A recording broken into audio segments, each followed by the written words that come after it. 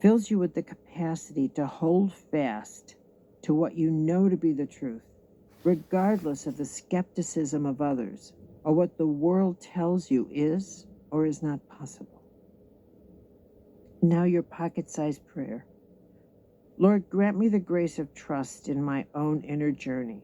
Help me rely more and more upon my inner guidance and trust that I am hearing you clearly. Prayer 63. There but for the grace of God go I. Prayer. I just want to talk with you today, Lord. I want to tell you about my day.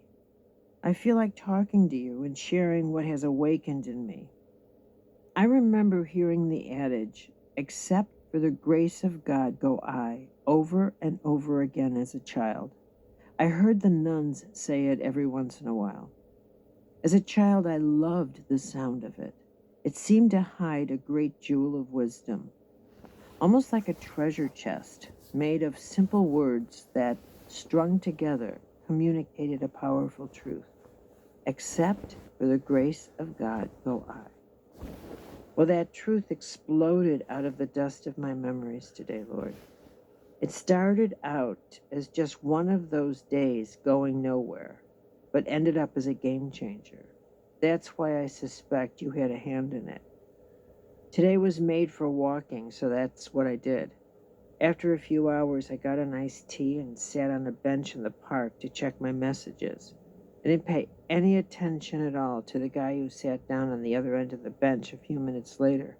Why would I? But then he asked me if I would get him an iced tea. One glance told me, Lord, that he was homeless. I asked him if he wanted a sandwich as long as I was getting him a drink. He did. I imagine you know the rest of the story, so perhaps my reason for telling you is to get the pain out of my own system.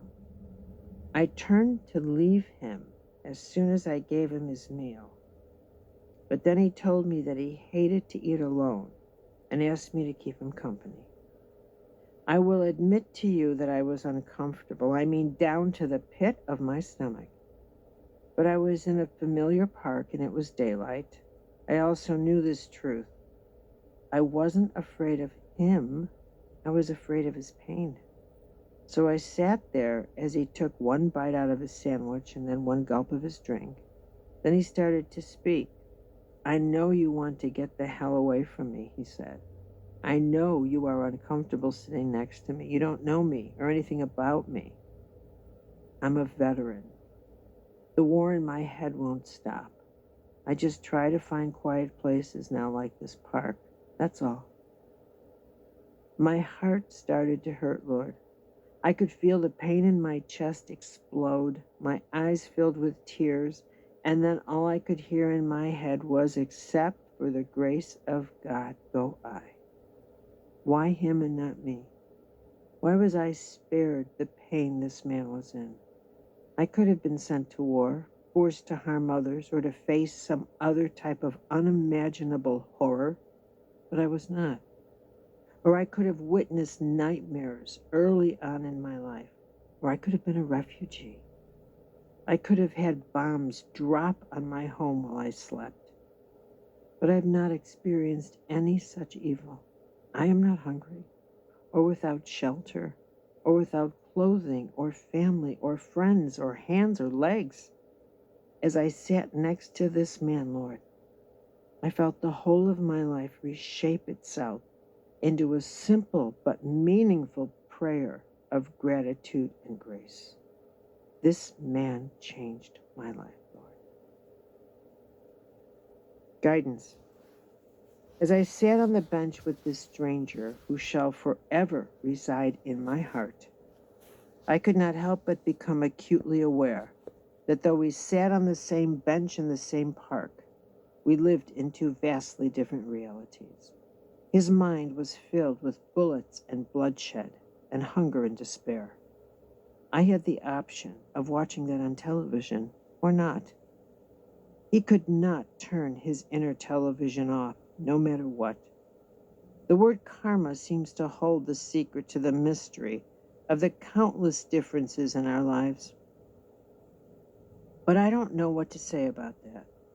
I don't believe the divine does its calculations the way we do.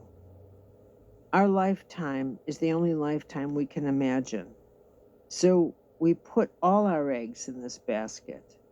But what if we could imagine the vastness of our whole journey? How then would we value each lifetime? I don't know. And maybe we are prevented from that type of knowledge because none of it matters anyway. What matters is what we do for and with each other in the here and now. Every day is a new beginning, a new gift.